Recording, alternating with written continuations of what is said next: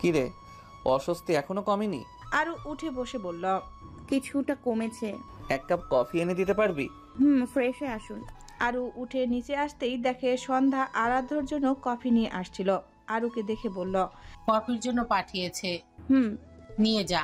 আরু কফির মগটা নিয়ে রুমে ঢুকলো। আরাধ্য ওয়াশরুমে দেখে আরু কফির কাপটা টেবিলে রাখে। ধীরে পেছনে ঘুরতেই হঠাৎ করে একটু ঝিমুনি এলো মাথায়। দরজার পাশের দেওয়ালে হাত রাখে সামলে নিল নিজেকে। কাপা হাতে আবার বিছানার কিনারায় বসে পড়ল সে। আরাধ্য ওয়াশরুম থেকে বের হতেই দেখে আরু মাথা চেপে বসে আছে। আরুর শরীরটা একদম স্বাভাবিক নেই। আরাধ্য আরুর কপালে হাত রাখলো। জ্বর তো নেই শরীরে। কিরে, শরীর কি অনেক খারাপ? ডক্টরের কাছে নিয়ে যাই চল। না, আমি ঠিক আছি। কত ঠিক আছিস দেখতেই তো পাচ্ছি, চল ডক্টর দেখিয়ে আনি। কাল যাবনি। শিওর? আরাধ্য কফি খেয়ে নিচে গেল আরু আর তার নিজের খাবারটা ঘরে আনার জন্য। আরাধ্য খাবার এনে আরুকে খেতে বললেই আরু বলল, খাবো না, খেলে আমার গা গোলায়। না খেলে তো আরো দুর্বল হয়ে যাবি। তারপরেও খাবো না, সরান সামনে থেকে। আরু অন্না দিয়ে নাক মুখে চেপে ধরল। আরাধ্য সেটা দেখে বলল, আশ্চর্য, নাক মুখ চেপে ধরলি কেন? আমি তো গ্যাস ছাড়িনি, তুই ছেড়েছিস নাকি? আরু রাগী চোখে তাকিয়ে বলল, খাবার নিয়ে সরুন আমার সামনে থেকে। কেন, কি হয়েছে? কিছু হয়নি, সরান। আরাধ্য সোফায় এসে খেয়ে নিল খাবারটা। এটো প্লেট রুমে রেখে লাইট নিভিয়ে আরুর পাশে এসে শুয়ে পড়ল। আরু আরাধ্যকে জড়িয়ে ধরে বুকে মাথা রাখে। আরাধ্য আরুর মাথায় হাত বুলিয়ে দিতে থাকে। আয়ুষ যে পুরোপুরি এখন পড়াশোনায় মনোযোগ দিয়েছে বিষয়টা তেমন না, আবার খুব বেখেয়ালিপনা যে করছে তেমনও না। সে স্কুলের পড়াগুলো প্রতিদিনেরটা প্রতিদিন কমপ্লিট করছে, আবার 10 স্কুল থেকে যা হোমওয়ার্কের দিচ্ছে সেটাও কমপ্লিট করছে। এর বাহিরে বাড়তি যে পড়াশোনা করতে হয় সেটা করে না। ছেলের এমন বদল দেখে কোনা রাত ভীষণ খুশি। রাত চায় ছেলেকে বাহিরে পড়াতে, নিজের তো করতে পারেনি। ছেলেকে দেখে এমন একটু আশা জাগছে। রাত 9টা বাজে। আয়ুষ এখনো পড়ার টেবিলে 10 মিনিটের স্কুলের ক্লাস করছে। রাত বিছানার কাছে এগিয়ে আসলো। মিনিট 20 পর আয়ুষের ক্লাসটা শেষ হলো। আয়ুষ কান থেকে হেডফোন খুলে পেছনে ফিরতেই বাবাকে বসে থাকতে দেখে বলল, কিছু বলবে বাবা? রাত ইশারায় ছেলেকে কাছে আসতে বলল। আয়ুষ বাবার পাশে এসে বসলো। রাত ছেলের কপালে চুমু খেয়ে বলল, ভীষণ ভালো লাগছে তোর এই বলকটা। কখনো তোকে বকবো না, এমনটা থাকলে তুই যা চাইবি তাই দেব। আমার শুধু আরো শিখে চাই বাবা, আর কিছু না। রাত তপ্ত শ্বাস ফেললো। ছেলের হাত ধরে বলল, আরশি তোর, তুই জাস্ট নিজেকে বেস্ট প্রমাণ কর। আরশিকে তোর করে দেওয়ার দায়িত্ব আমার। প্রমিস করছো? প্রমিস। তুই শুধু আমার কথাগুলো শুনবি, ওকে? ওকে, আই হ্যাভ নো প্রবলেম। চল খেতে, এখন ঘুমাতে হবে তো। রাত ছেলে বউকে নিয়ে রাতের খাবারটা খেয়ে নিল। খাওয়া শেষে আয়ুষ রুমে ঢুকলো। আয়ুষের এই পুরো রুম জুড়ে আরশির ছবি। আরও চলে যেতেই আয়ুষ ছবিগুলো লাগিয়েছে দেওয়ালে। আয়ুষ আরশির একটা ছবির সামনে দাঁড়িয়ে বলল, আমি সব করতে পারবো আরশি তোমাকে পাওয়ার জন্য। আস্তে আস্তে মাথা থেকে পা অবধি নিজেকে বদলে ফেলেছি তোমার জন্য। এর বিনিময়ে তুমি শুধু আমার হয়ে যাও। আমি একটু তোমায় বিরক্ত করব না। আমি নিজেকে প্রতিষ্ঠিত করব, নিজেকে যোগ্য করে গড়ে তুলবো, দেখে নিও। খুব সকালে ঘুম ভাঙলো আরাধ্যের। চোখ খুলে দেখলো আরু তাকে জাপটে ধরে ঘুমিয়ে আছে। আরাধ্য আরুর কপালে চুমু খেয়ে ধীরে সুস্থে বিছানা ছেড়ে নেমে ফ্রেশ হয়ে নিল। ফ্রেশ হয়ে ওয়াশরুম থেকে বের হতেই দেখলো আরু উঠে বসে আছে। আরাধ্য মুখ মুছে বলল, শরীর কেমন আছে এখন? দুর্বলতা আছে এখনো। আচ্ছা, আরো একটা কথা বলতো। কি? তোর পিরিয়ড ঠিক আছে তো? কি সব বলছেন? ওসব কিছু না, আমি তো মেডিসিন খাই। আর আপনিও তো তারপর মনে হলো বাই এনি চান্স যদি হয়ে যায়, সেজন্য জিজ্ঞেস করলাম। ফ্রেশ হয়ে আয়, হসপিটালে নিয়ে যাব। আরু বিছানা ছেড়ে উঠে ফ্রেশ হলো। আরু জাস্ট পানি খেয়ে আরাধ্যের সাথে বের হলো। আরাধ্য আরুকে তার হসপিটালের ডক্টর আইরিনের কাছে নিয়ে আসলো। আইরিন আরাধ্যর মুখে সব শুনে আরুকে চেক আপ করলো। চেক আপ শেষে আইরিন আরাধ্যকে ডেকে জানালো, আরও মূলত ডিহাইড্রেশন হয়েছে, মানে পানি শূন্যতায় ভুগছে। আপাতত এখন একটা স্যালাইন দিব আর কিছু মেডিসিন লিখে দিব। আর বাসায় ডাবের পানি, স্যুপ, তরল জাতীয় খাবার খেতে হবে। আরও স্লাইন শেষ হলে আরাধ্য প্রেসক্রিপশনের দেওয়া ঔষধগুলো ফার্মেসি থেকে নিয়ে রাস্তার ধারের ডাব দেখে কিনে নিল 4টা। আরুকে বাসায় নিয়ে এসে মাকে সব বুঝিয়ে বলে দিল কখন কোন ঔষধ দিতে হবে আর খাবার কি খেতে হবে। সন্ধ্যা আশ্বস্ত করলো খেয়াল রাখবে। আরাধ্য চলে গেল হসপিটালে। আরু রুমে এসে শুতেই দেখলো সন্ধ্যা তার জন্য ডাবের পানি এনেছে। আরু খেয়ে নিল পানিটা। সন্ধ্যা আরুর মাথার কাছটায় বসলো। আরু সন্ধ্যার কোলে মাথা রাখলো। সন্ধ্যা আরুর মাথায় হাত বুলিয়ে দিয়ে বলল, গতকাল সকালেই তো ঠিক ছিলি আরু, দুপুর থেকে কি হলো বলতো? কারোর নজর লাগেনি তো আবার তোর ওপর? আরু মুস্কি হেসে বলল, আমি কি রূপবতী নাকি যে মানুষ নজর দিবে আমার উপর? নজর শুধু রূপবতী হলেই মানুষ দেয় না, তাড়াতাড়ি সুস্থ হ। অসুস্থ হয়ে থাকলে ভালো লাগে না। দুপুরের দিকে শরীর কাঁপিয়ে জ্বর আসলো আরুর। এমন জ্বর যে শরীরের যন্ত্রণায় কাতরাতে থাকলো। আরাধ্যর লাঞ্চ টাইম পেতেই আরুকে ফোন দিচ্ছিল। ফোন বেজে চলছে কিন্তু রিসিভ হচ্ছে না। সেজন্য আরাধ্য মাকে ফোন করলো।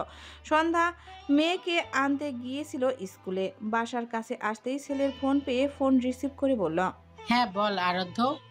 মা, আরু ফোন কেন ধরছে না? ও রুমে গিয়ে দেখো তো ও ঠিক আছে কিনা। আমি বাসায় গিয়ে দেখছি। তুমি কোথায়? আরশিকে আনতে গিয়েছিলাম। সন্ধ্যা তাড়াতাড়ি পা চালিয়ে বাসায় আসলো। আরু রুমে এসে দেখলো আরু বিছানায় কাতরাচ্ছে আর বিড়বিড় করে বলছে, আল্লাহ, মরে গেলাম আমি শরীরে ব্যথার যন্ত্রণায়। সন্ধ্যা আরুর কাছে ছুটে আসলো। আরুর মাথা কোলে নিয়ে অস্থির গলায় বলল, কি হয়েছে আরু তোর? বল মা, কোথায় কষ্ট হচ্ছে? মামুনি, আমার শরীর ব্যথায় জ্বলে যাচ্ছে। আমি কুলোতে পারছি না এই ব্যথা। মনে হচ্ছে কেউ সূচ ফোটাচ্ছে আমার শরীরে। সন্ধ্যা আরুর শরীর ধরতেই দেখলো শরীর তার জ্বরে পুড়ে যাচ্ছে। সেজন্য বোধহয় ব্যথা করছে। সন্ধ্যা ছেলেকে ফোন করে জানালো আরাধ্য হসপিটাল থেকে বের হয়ে ফুল স্পিডে গাড়ি চালিয়ে বাসায় চলে আসলো। রুমে ঢুকে আরুকে আর্তচিৎকার করতে দেখে এগিয়ে এসে আরুর গালে হাত রেখে বলল, কি হয়েছে আরু তোর? এভাবে আর্তনাদ করছিস কেন জান? ওকে হসপিটালে নিতে হবে আরাধ্য, শরীরে জ্বর ওর। হঠাৎ করে এমন গা কাঁপিয়ে জ্বর আসলো কেন মা? হসপিটালে নিয়ে তো জানা যাবে। আরাধ্য আরুকে পাজা কোলে করে নিয়ে গাড়িতে শুয়ে দিল। দ্রুত গতিতে গাড়ি চালিয়ে হসপিটালে আনলো। আইরিনকে ডেকে আরুকে দেখতে বলল। আইরিন আরুকে কেবিনে নিয়ে গেল। আরু এখনো আর্তনাদ করছে। আশার অপারেশনে ছিল।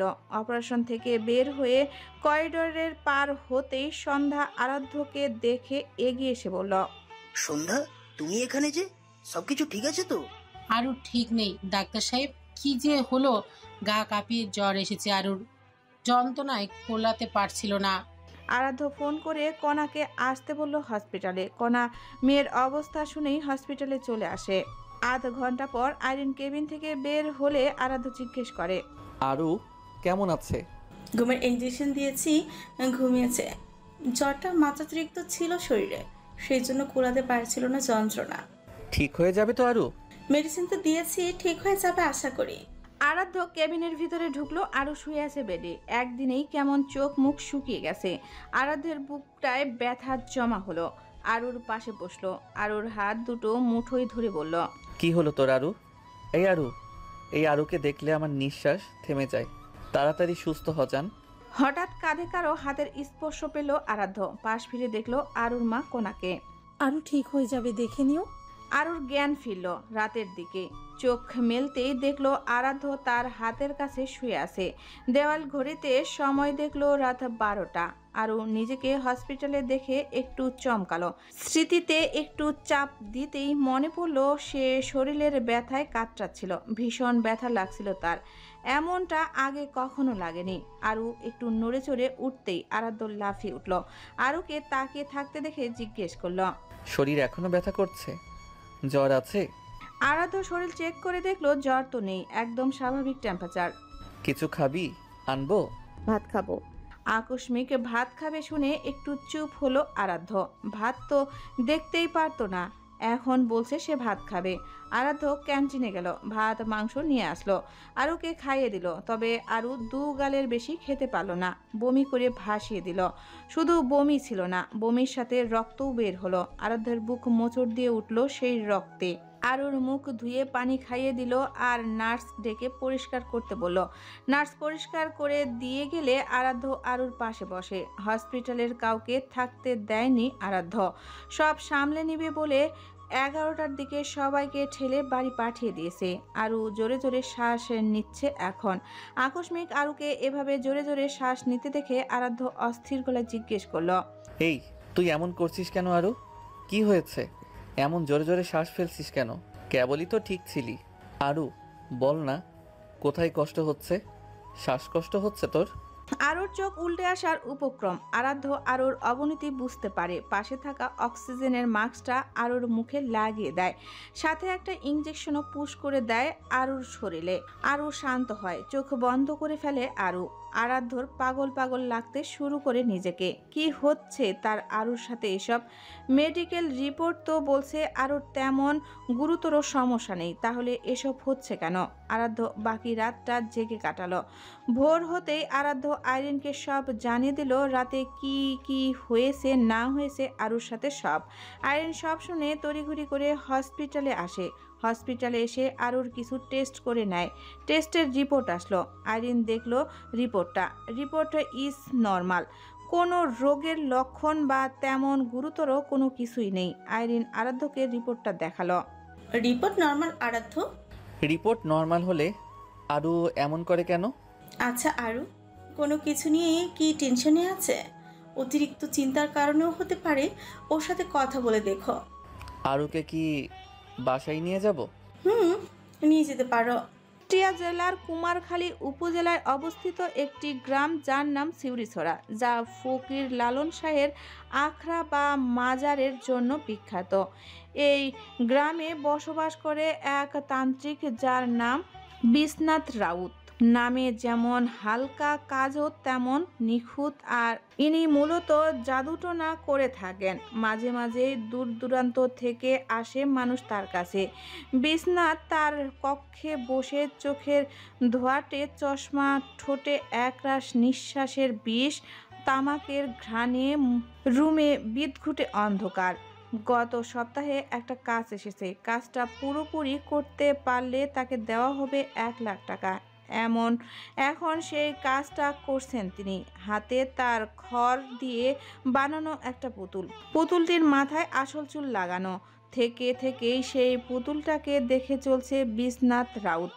যত তাড়াতাড়ি কাজটা শেষ করতে পারবে তত তাড়াতাড়ি তার পারিশ্রমিকটা মিলবে। এই প্রথম এত মোটা অঙ্কের একটা কাজ এসেছে এবং এটা তাকে পুরোপুরি করতে হবে। হসপিটাল থেকে আরুকে আনা হয়েছে দুপুরের দিকে। মোটামুটি সুস্থই দেখাচ্ছে আরুকে। গত রাতে মরার উপক্রম হওয়ায় আরু এখন পুরোপুরি সুস্থ। খাচ্ছে, সারা বাড়ি জুড়ে হাঁটছে। আরাধ্য আর চোখে আরুকে পর্যবেক্ষণ করলো। যাক, মেয়েটা সুস্থ হয়েছে, এটা অনেক। গত রাতে তো হার্ট অ্যাটাকই করে ফেলতো হয়তো আরাধ্য। সন্ধ্যার পর একটা অপারেশন আছে। আরাধ্য আরুর পাশে বসলো, স্যুপের বাটিটা নিয়ে স্যুপ খাইয়ে দিল। তারপর আরাধ্য আরুর থেকে বিদায় নিয়ে চলে আসলো। আসার আগে বলে আসলো সাবধানে থাকতে, কোনো রকম খারাপ লাগলে যেন ফোন করে সাথে সাথে। আরু নিশ্চিন্তে থাকতে বলল আরাধ্যকে। আরু বসে গল্প করছে সন্ধ্যার সাথে। সন্ধ্যা সবজি কাটছে আর সবজি দিয়ে খিচুড়ি রান্না করবে। আরু টিভিটা অন করলো। ঘাড় ফিরে পাশের সদর দরজার দিকে তাকাতেই দেখলো আয়ুষ হন্তদন্ত হয়ে ছুটে আসছে। পরনে তার স্কুল ড্রেস। ভাইকে এমন দেখে ভ্রু কুঁচকালো আরু। আয়ুষ বোনের কাছে এসে বোনকে জড়িয়ে ধরে বলল, আপু তুই ঠিক আছিস তো? কোনো কষ্ট হচ্ছে এখনো? বল কোথায় কষ্ট হচ্ছে। আরু ভাইয়ের পিঠে হাত রাখলো। শরীর কাঁপছে আয়ুষের। স্কুল থেকে সোজা এখানে এসেছিস? মাকে কতবার বললাম তোর কাছে তখন নিয়ে যেতে, কিন্তু নিয়ে যায়নি। বাবা জোর করে স্কুলে নিয়ে গেল। সকালে পরীক্ষা ছিল, তা না হলে আমি স্কুল পালিয়ে হলেও তোর কাছে চলে যেতাম। একদম এই কাজ করা যাবে না। আগে পড়াশোনা। না, আগে তুই, তারপর পড়াশোনা আমি সারা জীবন করতে পারবো, কিন্তু তোর কিছু হলে আমি তোকে কোথায় পাবো বল? আমার কিছু হবে না, দেখ আমি পুরোপুরি সুস্থ। আমি আজ এখানেই থাকবো। মা জানে? তুই জানিয়ে দে ফোন করে। আচ্ছা সে না হয় দিব জানিয়ে। যা ফ্রেশ হ আগে। তা ফ্রেশ হয়ে পড়বি কি? জামা কাপড় তো নিয়ে আসিসনি। সন্ধ্যা আয়ুষের মাথার চুলগুলো ঠিক করে বলল, আমার আলমারিতে আছে। তোর ভাইয়ের জামা কাপড় এক্সট্রা এই বাড়িতে গড়াগড়ি খাই। জামা কাপড়ে বাড়িতে নিয়ে আসলে খুব কমই তো নিয়ে যায় সেগুলো বাড়িতে। আয়ুষ ফ্রেশ হতে চলে গেল আর সন্ধ্যার রান্নাঘরে গেল রান্না করতে। সবই ঠিকঠাক ছিল সন্ধ্যা অবধি। আম মাখা খাচ্ছিল আরু, আয়ুষ আরশি। আকস্মিক খাওয়ার মাঝে আরুর বুকে ব্যথা শুরু হয়। বুক চেপে চোখ মুখ কুঁচকে ফেলে। আয়ুষ আমের বাটি সাইডে রেখে আসে বোনের কাছে। আরুর মনে হচ্ছে বুকটা কেউ কুপিয়ে ফালাফালা করছে। আরুর চোখ দিয়ে পানি বের হয়, মুখ দিয়ে শব্দ বের হলো ব্যথায়। আয়ুষ বোনকে জড়িয়ে ডেকে ওঠে, মামুনি, মামুনি, আপু কেমন যেন করছে। মামুনি, আমার আপুর কি হলো মামুনি? সন্ধ্যা আয়ুষের ডাক শুনে ছুটে আসে রুমে। আরুকে বুক চেপে কান্না করতে দেখে আরুর কাছে এসে আরুকে ধরে বলল, কি হয়েছে আরু তোর? মা কোথায় কষ্ট হচ্ছে? একটু আগেই তো সুস্থ ছিলি, এখন কি হলো তোর? আরু ব্যথার জন্য গলা দিয়ে শব্দ বের করতে কষ্ট হচ্ছে। তারপর সে চেষ্টা করলো বলার জন্য, বুকে ব্যথা মামুনি, মনে হচ্ছে আমি মরে যাব। সন্ধ্যা আরাধ্যকে ফোন করলো, রিং হচ্ছে কিন্তু রিসিভ হচ্ছে না। সন্ধ্যার মাথা কাজ করছে না। আশারকে কল করলো, আশারও ফোন রিসিভ হচ্ছে না। অগত্যা সন্ধ্যা আরুকে ধরে নিজেই গাড়ি ড্রাইভ করে হসপিটালে নিয়ে আসলো। আয়ুষ এখনও কেঁদে চলছে। সন্ধ্যা জড়িয়ে ধরলো। আরশি আয়ুষের হাত চেপে ধরে আছে। একটু পরপর বলছে, কেঁদো না ভাইয়া, আরু ভাবি ঠিক হয়ে যাবে। ডক্টর আইরিন আরুকে নিয়ে গেল। কয়েক ঘন্টা কেটে গেল। রাত তখন বাজে 9টা। আরাধ্য অপারেশন থিয়েটার থেকে বের হয়ে নিজের কেবিনে আসলো। ফোনে মায়ের এতগুলো মিসড কল দেখে অবাক হলো। মন একটাই কথা বলছে, আরু ঠিক আছে তো? আরাধ্য তাড়াতাড়ি কল লাগালো মায়ের নম্বরে। কল রিসিভ হলো। আরাধ্য অস্থির গলায় জিজ্ঞেস করলো, সব ঠিক আছে মা? আরু ঠিক আরু ঠিক নেই, হসপিটালে আনা হয়েছে। আরাধ্য বসা থেকে উঠে দাঁড়ালো। উত্তেজনায় শরীর কাঁপছে। আবার কি হয়েছে ওর? বুকে অসহ্য যন্ত্রণায় কাতরাচ্ছিল। এখন কোথায়, হসপিটালে? হ্যাঁ, ডক্টর আইরিনের এখানে। আমি এক্ষুনি আসছি। আরাধ্য ফোনটা কেটে চলে এসেছে। সন্ধ্যাকে দেখে জিজ্ঞেস করলো, কি বলছে ডাক্তার? এখনো দেখছে। ডক্টর আইরিন কেবিন থেকে বেরিয়ে আসতেই সবার দৃষ্টি ওনার দিকে। আরাধ্য জিজ্ঞেস করলো, ঠিক আছে আরু, ও এমন করছে কেন? ডক্টর আইরিন বলল, সকল রিপোর্ট একদম clear. ECG, blood test, heart function সব কিছুই একদম নর্মাল। এমনকি আমরা টক্সিকোলজি স্ক্রিনিংও করিয়েছে, কোনো রকম বিষক্রিয়াও নেই। সন্ধ্যার চোখ কপালে। তাহলে ওর ওই বুক ফাটানো ব্যথার কারণ? ডক্টর একটু গম্ভীর স্বরে বলল, সেটাই সবচেয়ে অদ্ভুত। আরুর মধ্যে শারীরিক কোনো সমস্যার কারণ নেই, কিন্তু আচরণগতভাবে ওর মাঝে একটা ভয়ঙ্কর প্যাটার্ন দেখা যাচ্ছে। কোনো মানসিক শোক বা ভয় কিংবা ট্রমা। আচ্ছা, ওর ইতিহাসে এমন কিছু আছে যার জন্য এমন হচ্ছে? না, তেমন কিছু তো নেই। আরুর ইতিহাস একদম ক্লিন। ডক্টর একটু ইতস্তত করে বলল, কিন্তু কিছু একটা আছে ওর শরীরের বাইরে, যেটা মেডিকেল সায়েন্স ব্যাখ্যা করতে পারছে না। আরাধ্য থমকে যায়। মানে? ডক্টর নিঃশ্বাস ছেড়ে বলল, মানে আমার মনে হচ্ছে এটা শুধু ফিজিক্যাল নয়, এটা কিছু একটা অদৃশ্য প্রভাব। আমরা হয়তো এটাকে ব্যাখ্যা করতে পারছি না। কি হতে পারে সেটা? I don't no. একটু কবিরাজিকে দিয়ে দেখিয়ে দেখুন। আরাধ্য বিরক্ত হলো এ কথা শুনে। সায়েন্স পারছে না ধরতে, সেখানে কবিরাজ পারবে ধরতে। আরাধ্য কেবিনের দরজা ঠেলে ভেতরে ঢুকলো। কেবিনের নরম আলো জ্বলছে। আরু আবারও হসপিটালে একই কেবিনে, মুখে অক্সিজেনের মাস্ক, চোখ বন্ধ, খুবই ক্লান্ত দেখাচ্ছে। বুকের ভেতরটা হাহাকার করল। আরুর গালে হাত রাখতেই আরাধ্যর চোখ যায় আরুর বুকের ঠিক মাঝখানে হালকা নীলচে দাগটায়, যেন কেউ সুচ ফুটিয়েছে বারবার। আরাধ্য আরুর পাশে বসতেই সন্ধ্যা আসলো কেবিনে। আরাধ্য মাকে দেখে বলল, মা, আরু শরীরে এটা কিসের দাগ? সন্ধ্যা এগিয়ে এসে দেখলো কেমন একটা খটকা লাগলো। আরাধ্য, ডক্টর কিন্তু ঠিকই বলেছে। কোনটা ঠিক বলেছে? কবিরাজি দেখানো উচিত। সব সমস্যা সায়েন্স দ্বারা নিয়ন্ত্রণ করা যায় না, আর এই দাগটা কোনো সাধারণ দাগ মনে হচ্ছে না। কিন্তু মা, একজন কবিরাজি কি করে বুঝবে বলো? দেখালে সমস্যা কি? দেখি কি বলে। আর ওর কষ্টটা সহ্য করা যাচ্ছে না। আয়ুষটা সেই কখন থেকে কাঁদছে। যেটা ঠিক মনে হয় করো। আমার আরু ঠিক হওয়া নিয়েই আমার চিন্তা। ঠিক আছে, আমি খোঁজ নিচ্ছি ভালো কবিরাজের। সন্ধ্যা হসপিটালের করিডোরে এসে দাঁড়াতেই দেখলো আশার এসেছে। আরু কেমন আছে? মেয়েটা ভালো নেই, বোধহয় নজর লেগেছে। শরীরেও ওর নীলচে দাগ, মনে তো হলো কেউ সুচ ফুটিয়েছে।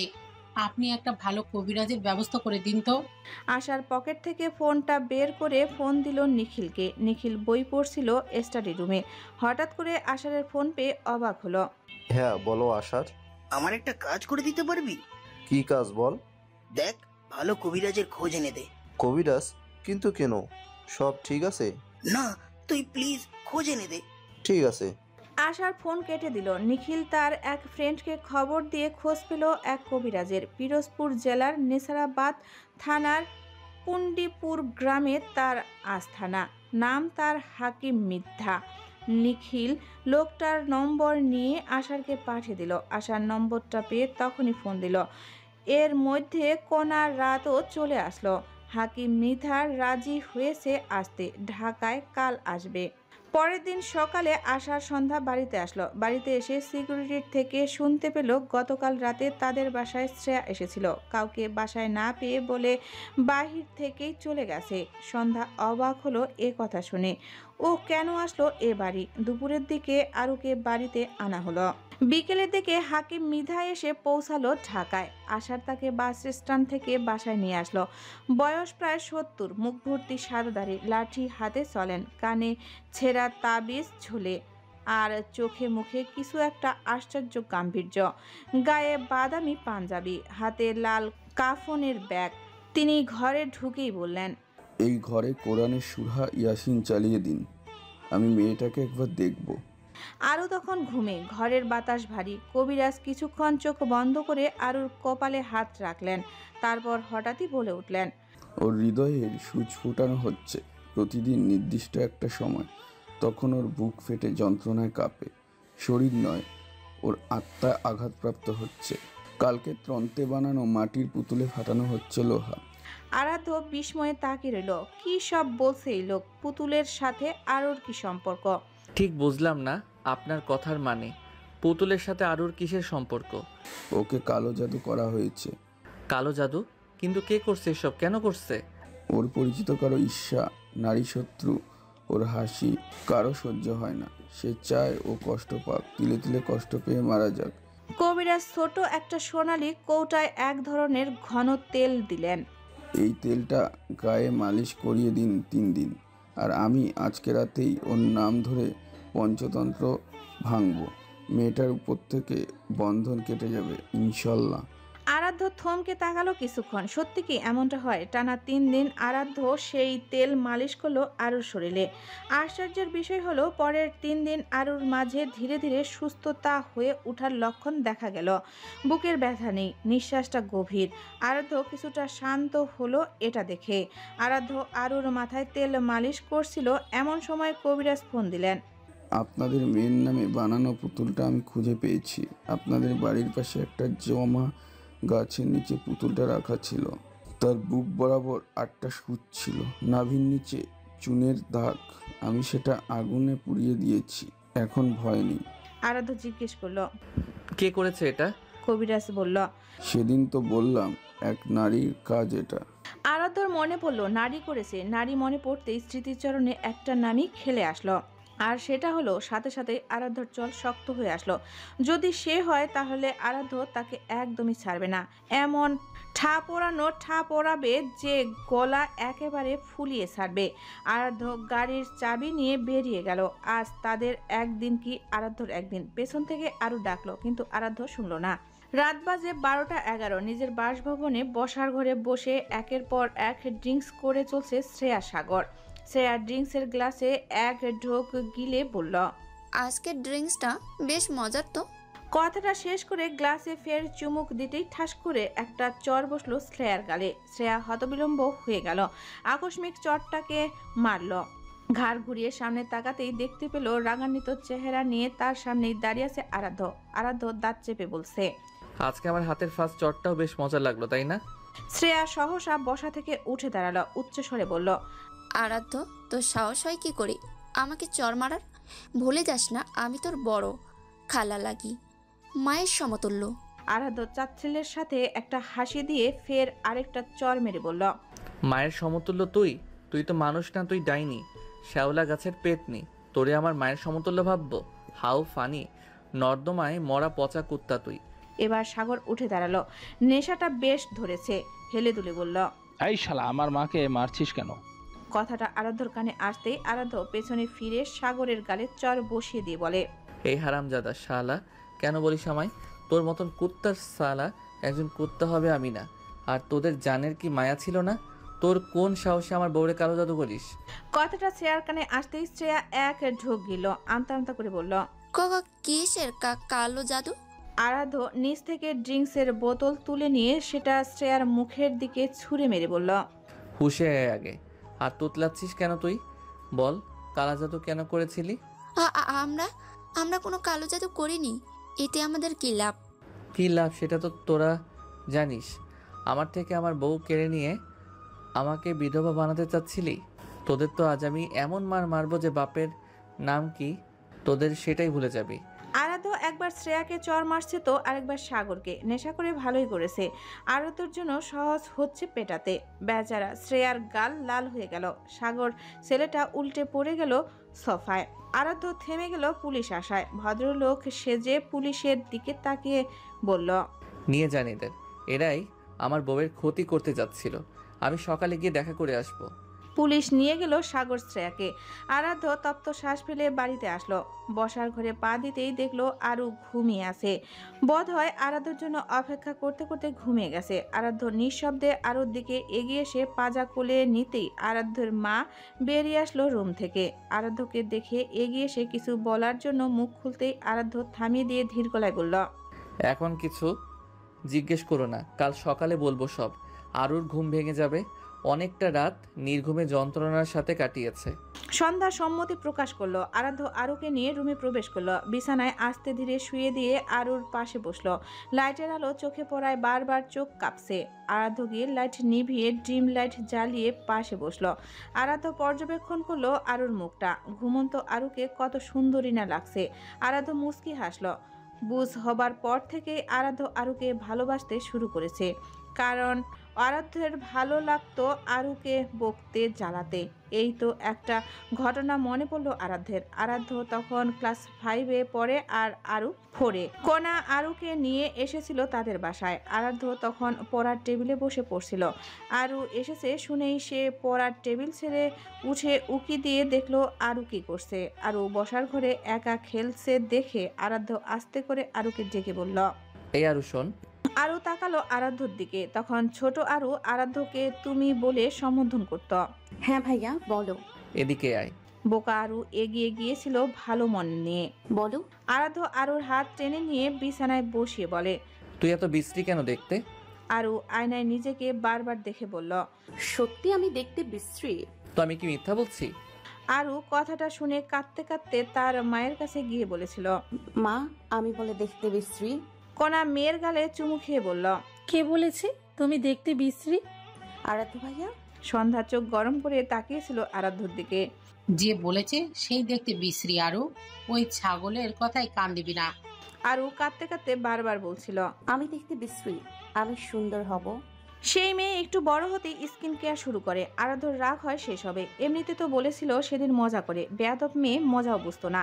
আরাধ্য কথা শোনাতো এসব স্কিন কেয়ার প্রোডাক্ট ইউজ করতো বলে। কারণ বিয়ের পর তারই তো পকেট থেকে যাবে টাকাগুলো। আরাধ্য হাসলো। আরুর কপালে চুমু খেয়ে আরুর হাত মুঠোয় নিয়ে বলল, তুই আমার আরু, তোর পাশে সবসময় আমি থাকবো, তোকে আগলে রাখবো, তোর কোনো ক্ষতি হতে দিব না। আমার তোর সাথে এখনো অনেকটা পথ চলা বাকি। আমাদের বাবু হবে, তাকে বড় করব, বিয়ে দিব, নাতি নাতনি হবে, তাদের সাথে খেলবো। এখনো অনেক কিছু বাকি, বুঝলি? এই সব কিছু পূরণ করতে হবে তোকে সাথে নিয়ে। সকালে সূর্যের আলো চোখে পড়তেই আরু ঘুম ভেঙে যায়। আর মোড়া ভেঙে পিট পিট করে চোখ মেলতেই মনে পড়লো আরাধ্যর কথা। ছেলেটা অপেক্ষায় ছিল, সে বাড়ি ফিরেনি। আরু শরীর থেকে চাদর সরিয়ে বিছানায় থেকে নামার জন্য উদ্যুক্ত হতেই মনে পড়লো সে তো বসার ঘরে ছিল। রুমে আসলো কি করে? আরু পেছনে ফিরে বিছানার দিকে তাকালো। আরাধ্য চাদর জড়িয়ে ধরে ঘুমিয়ে আছে। আরু এগিয়ে আসলো। লোকটা আসলো কখন? আরু আরাধ্যের পিঠে ধাক্কা দিয়ে বলল, এই উঠুন, কি হলো, উঠুন না। আরাধ্য আরুর হাত সরিয়ে দিয়ে ঘুম ঘুম কণ্ঠে বলল, আহা বিরক্ত করছিস কেন? ঘুমাতে দে তো। রাখুন তো ঘুম, আগে উঠুন। উঠে কোন বালা ফালাবো আমি? রাতে কই ছিলেন আপনি? আরাধ্য চোখ মুখে ঘুম চলে গেল। ফট করে তাকিয়ে বলল, এই ছাতার মাথা শোনার জন্য আমাকে ডাকছিস? উঠুন, বলুন কোথায় গিয়েছিলেন? আমার জমের বাড়ি। ঘুমের তো গুষ্টি মেরে দিলি। যা কফি করে আন। তারপর বলবেন। আরু কফি বানানোর জন্য নিচে আসলো। এই সাত সকালে মা আর ভাইকে আসতে দেখে অবাক হলো। এগিয়ে গিয়ে বলল, তোমরা এত সকালে? কোনা মেয়ের গালে হাত রেখে বলল, ঠিক আছিস তুই? হ্যাঁ, কিছু হয়েছে? আরাধ্য কোথায়? উনি রুমে। আর সন্ধ্যা? মামনিও বোধহয় রুমে। কোনা সন্ধ্যার রুমে চলে গেল। আরু কিছুই বুঝলো না। আয়েশকে জিজ্ঞেস করলো, কি হয়েছে রে? You don't know? না, আই ডোন্ট নো। শ্রেয়া মাসি তো জেলখানায়। জেলখানায় মানে? তোমায় কালো জাদু করেছিল সে আর তার ব্যাড বয়। কিন্তু কেন? ব্রো জানে। আরু কফি বানানোর জন্য রান্নাঘরের দিকে যেতে গিয়ে দেখলো আরাধ্য নিচে নামছে। আরাধ্য আয়ুষকে দেখে এগিয়ে এসে সোফায় বসে বলল,